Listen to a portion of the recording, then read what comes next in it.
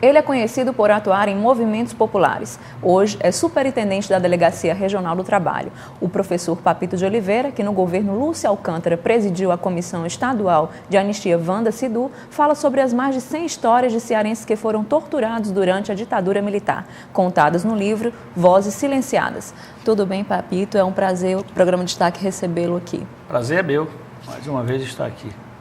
Papito, como foi que surgiu a ideia de transmitir em páginas essas histórias da época da ditadura militar?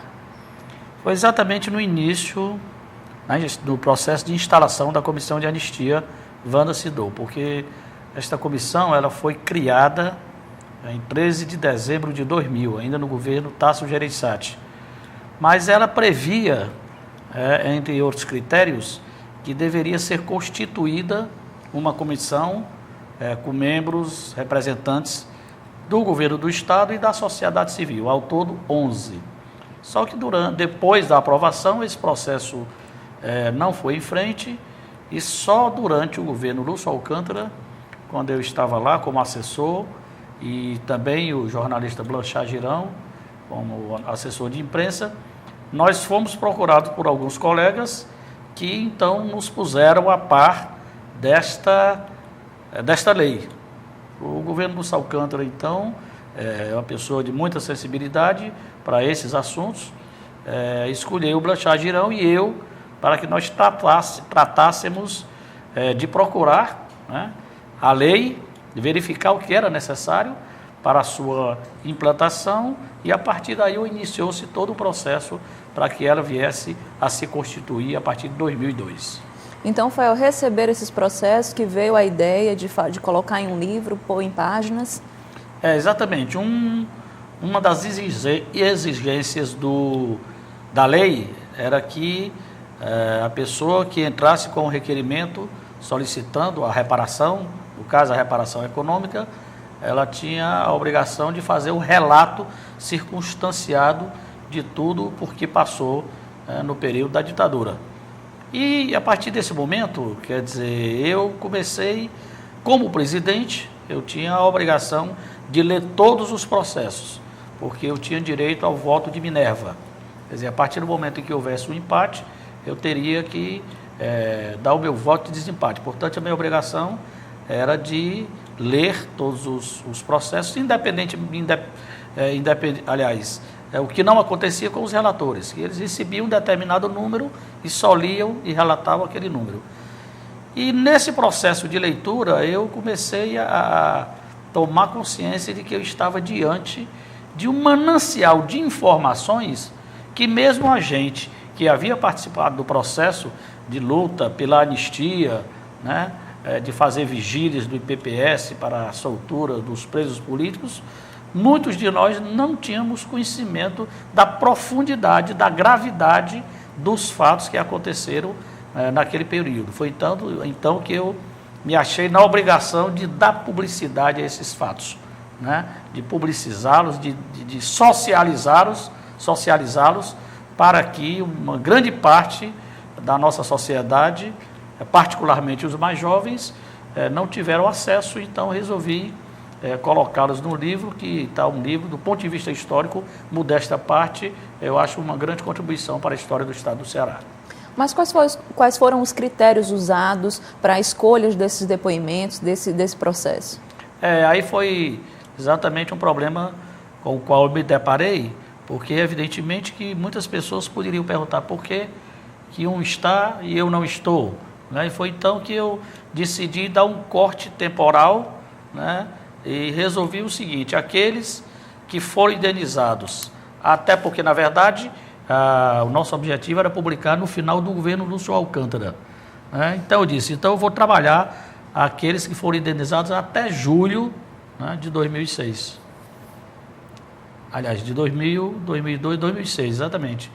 Então, escolhi esses 100 que já haviam sido indenizados e, a partir daí, iniciei o processo de construção desses textos para publicá-los em 2000, no final do governo Lúcio Alcântara. Infelizmente, não foi possível, porque são histórias muito comoventes, né? São histórias que tratam de pessoas, de famílias, de partidos, de instituições, de organizações políticas, e a gente tinha que checar muitas informações. Então, diante dessa responsabilidade, nós resolvemos adiar o processo de lançamento para agora, que foi exatamente no dia 12 de março, e vamos iniciar já a elaboração do segundo volume com as pessoas, evidentemente, que não participaram do primeiro.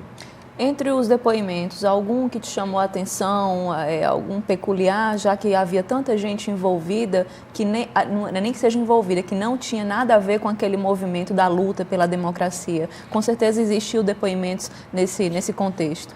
Tem, exatamente o que eu denominei, um capítulo denominado Casos Inusitados. Quer dizer, por que inusitados?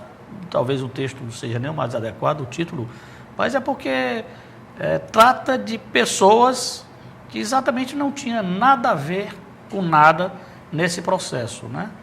E que foram presas e torturadas da mesma forma com aqueles que tiveram participação intensa. Porque naquele momento havia, o processo era tão cruel, né, que às vezes as pessoas denunciavam algum inimigo comum, né, que não tinha nenhuma relação política, mas aproveitava, porque naquele momento eles prendiam qualquer um. Né? Então você tem aqui, por exemplo, Bigode de Stalin, um cara que foi preso porque simplesmente o policial achou que aquele bigode era em homenagem ao Stalin, né, que era da União Soviética. E foi preso e foi torturado como se fosse um integrante de uma organização de luta contra a ditadura. Outro caso interessante que eu sempre me refiro, né, que é do Antenor Fernandes. Ele tinha uma sapataria ali na esquina da 13 de Maio com Barão do Rio Branco, onde hoje é uma borracharia.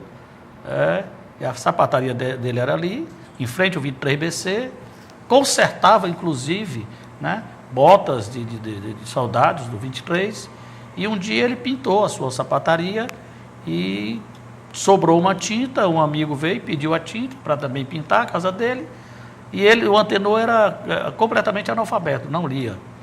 E no outro dia ele chegou para trabalhar normalmente e ficou chateado porque viu lá, né, a sua casa pichada, mas como ele não sabia ler, abriu e iniciou suas atividades. Só que estava pichada abaixo da ditadura. Quer dizer, em frente ao 23BC era uma... Então ele foi preso, fizeram uma operação de guerra ali que parecia que iam prender uma organização inteira. E prenderam o Antenor Fernandes, analfabeto, passou 3 meses desaparecido, a família procurando e não conseguia localizar, porque era muito comum, né? As pessoas eram presas e as famílias não eram informadas. Às vezes era preso pela Polícia Federal, ia para o 23BC, 10ª região e por aí seguia. Então ele passou 3 meses desaparecido, preso, né, apanhou muito, e quando localizaram e ele foi libertado, porque não tinha absolutamente nada, não descobriu nada, 3 meses depois da ser posto em liberdade, ele morreu, né, de depressão profunda, vergonha, né, porque pouca gente sabe o que se passa nos cárceres, o que se passou nos cárceres de uma ditadura tão perversa como foi a nossa. Então, são casos assim que foram muito cruéis.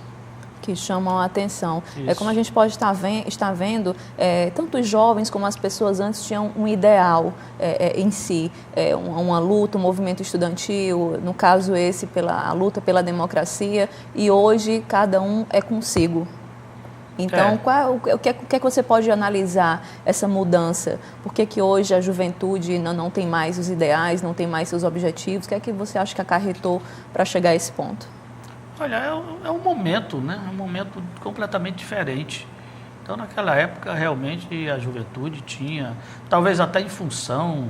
hoje a coisa é muito moderna, né? Então a internet está aí para as pessoas navegarem. Então, esse processo tem causado um nível assim, de individualismo muito grande.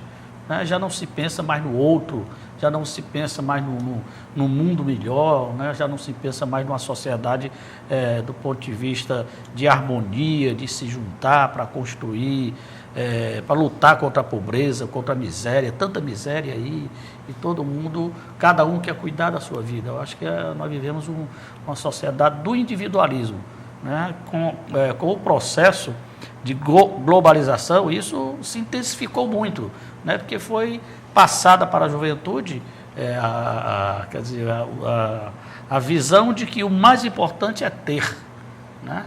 Quer dizer, então, daí os Estados Unidos sofreram isso agora, de tanto divulgar, de tanto incentivar as pessoas a comprarem, a consumirem, daí o resultado que deu.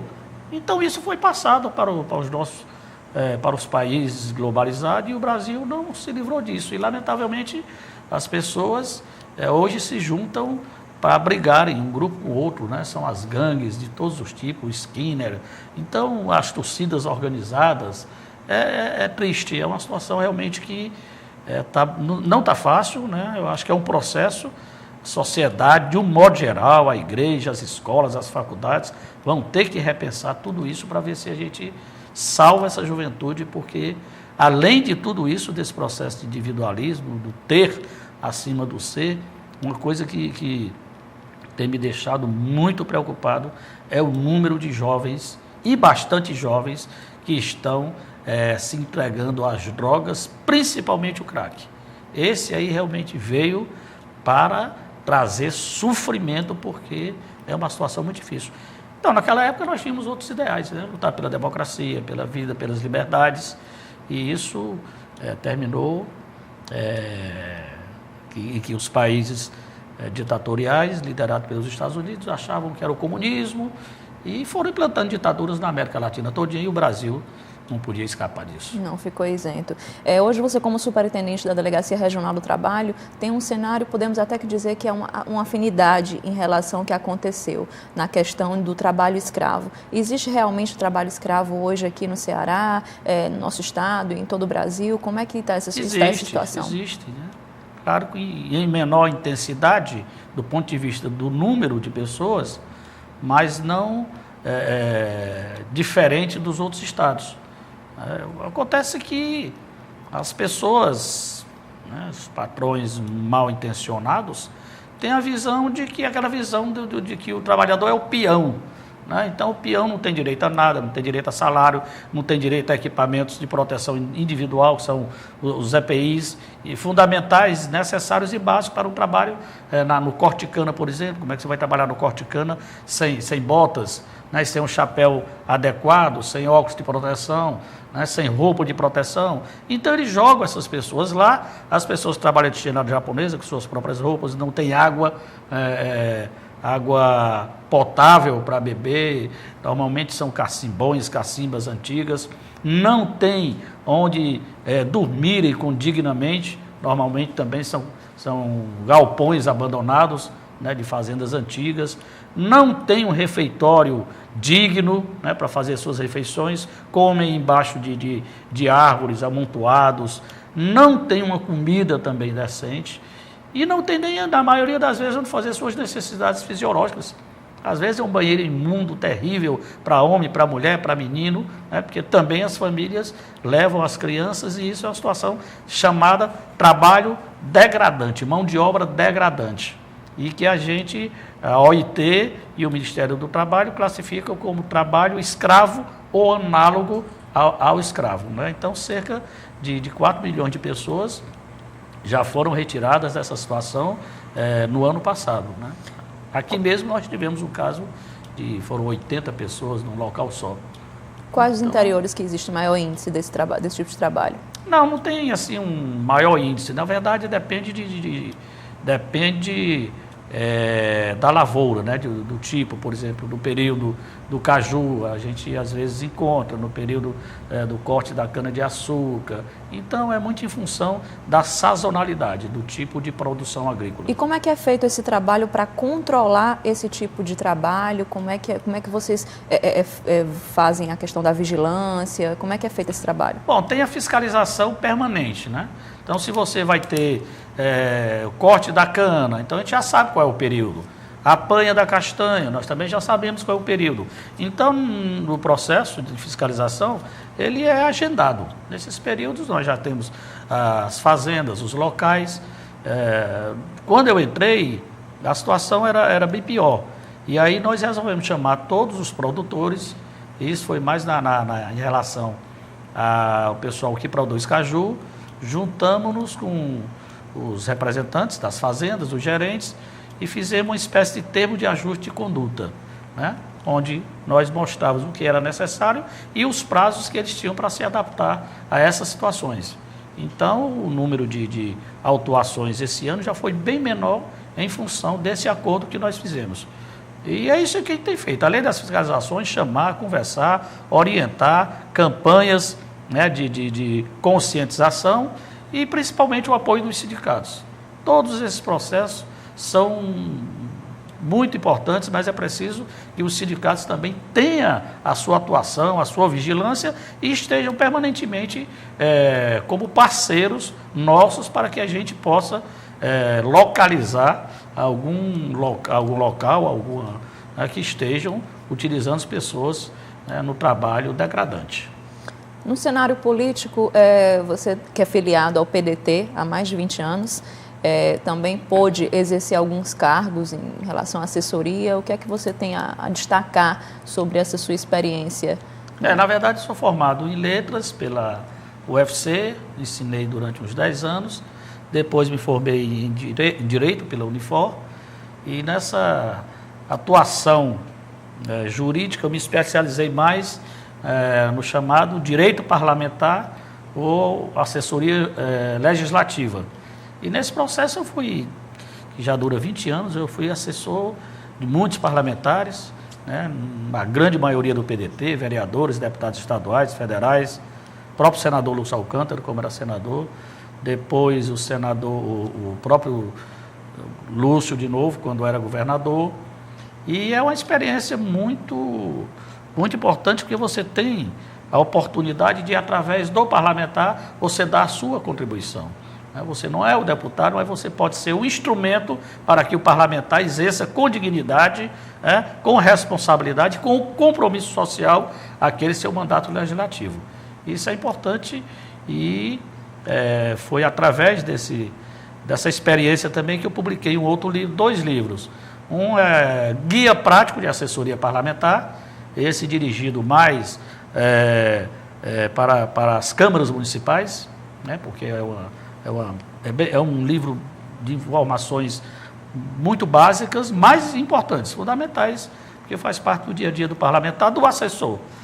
E depois um dicionário parlamentar, termos do cotidiano, termos e expressões do cotidiano jurídico, político e parlamentar. São 1.300 verbetes que contempla, né, essas expressões, esses termos que estão no dia a dia da vida parlamentar.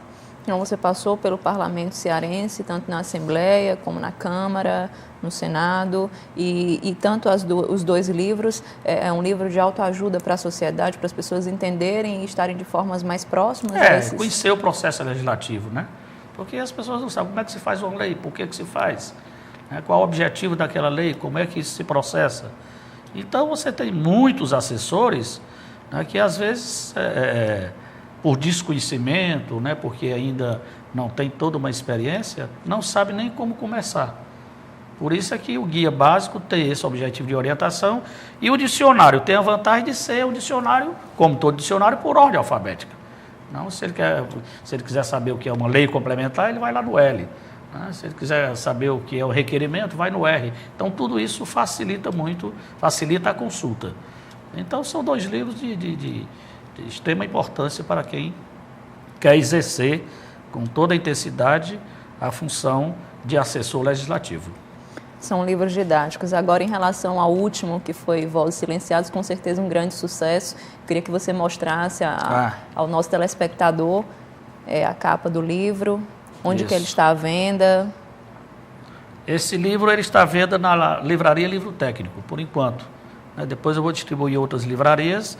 É um livro que tem a importância histórica pelos depoimentos, mas também, eu acho que, sem querer, eu fui até feliz no momento de lançá-lo, Porque no dia 1º de abril nós vamos completar 45 anos do golpe militar.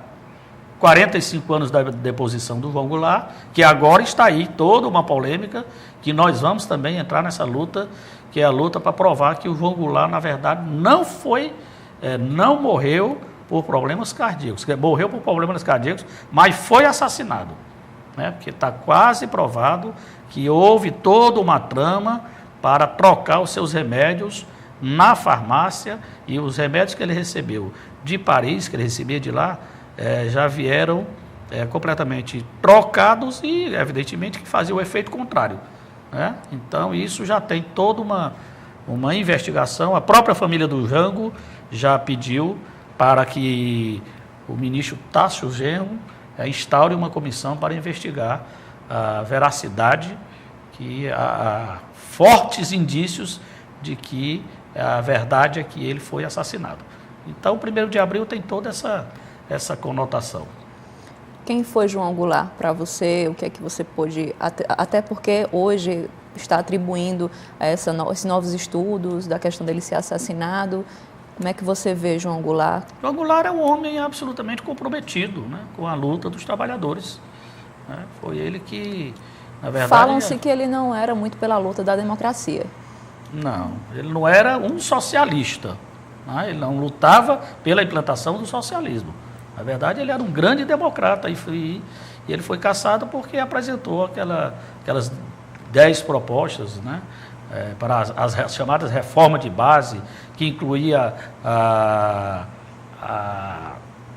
remessa, estabelecer, né, um percentual para a remessa de lucro para as empresas que se instalassem aqui, que queria fazer a reforma agrária começando pelas terras, né, da União, nas margens da linha férrea, e aí da educação, um processo revolucionário de educação, de saúde, e fez aquele famoso comício na Central do Brasil, e a partir daí, um comício realmente extraordinário, a partir daí iniciou-se o processo que culminou no dia 1º de abril, com a queda dele, e depois o Brizola, inclusive, queria que o Jango, já deposto, iniciasse um processo de resistência, mas ele achava que isso ia trazer derramamento de sangue, ele não queria isso para os brasileiros, ele preferiu fugir. O Brizola ainda ficou aqui tentando resistir, mas também não conseguia mais.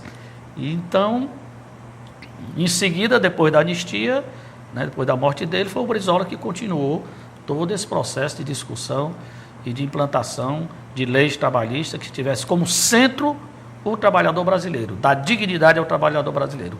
Isso é que é o fundamental na visão de nós trabalhistas. Merece um livro, a história? Já tem, inclusive foi lançado no dia... Quer dizer, tem vários livros, né? Mas aqui nós temos o professor Mauro Pinheiro, que no dia que nós fizemos a homenagem ao 95 anos, se ele fosse vivo, estaria completando 95 anos, não me falha a memória. O João Goulart, ele lançou esse livro lá. É um cearense, um médico psiquiatra, né? Tem vários livros, tem uma boa bibliografia sobre João Goulart. Agora nós queremos escrever provando que ele foi assassinado. E esse livro vai partir de você também, não? Não, acho que não. Acho que a família tem gente com mais... Tem um aparato. Porque tem as informações, tem todo o processo, né? Todas as investigações, então eu acho que isso fica para a família mesmo, que é quem está à frente desse processo. Olha, Papito, nós agradecemos muito a sua participação. Tivemos a oportunidade de conhecer um pouco da história Vozes Silenciadas, que com certeza para construir um pouco do nosso conhecimento e também para a gente saber o que houve, já que nós, jovens de hoje, eu me incluo também, não temos a oportunidade, às vezes nem mesmo o interesse de saber o que é que se passaram aquelas pessoas, a importância que se deram. E nós agradecemos a sua participação. Pode mostrar novamente. Eu te agradeço. Para que as pessoas possam... E esse livro tem uma vantagem, como ele é um livro de... Sim, aqui também ele tem uma vantagem, porque eu tentei distribuir às pessoas os depoimentos por organizações políticas. Então você vai encontrar aqui as pessoas que foram presas, que era do Partido Comunista Brasileiro, que era do Partido Comunista do Brasil, da Aliança Libertadora Nacional. Existem depoimentos de políticos também que chegaram a ser presos? Sim, aqui nós temos, por exemplo, 6 deputados que foram caçados, entendeu? Na Assembleia, nesse mesmo período. Então ele tá bem didático, eu procurei dessa organicidade didática para facilitar a leitura. E também tem a vantagem de você não é obrigado a começar e ir até o fim. Você pode ler do fim para o começo, do começo para o fim, do meio, não tem problema, né? Porque onde você lê, você vai ter informações do que essas pessoas sofreram naquele período. Nós agradecemos a sua participação. Eu agradeço mesmo. O programa Destaque fica por aqui. Até o nosso próximo encontro na FGF TV, canal 14 da NET.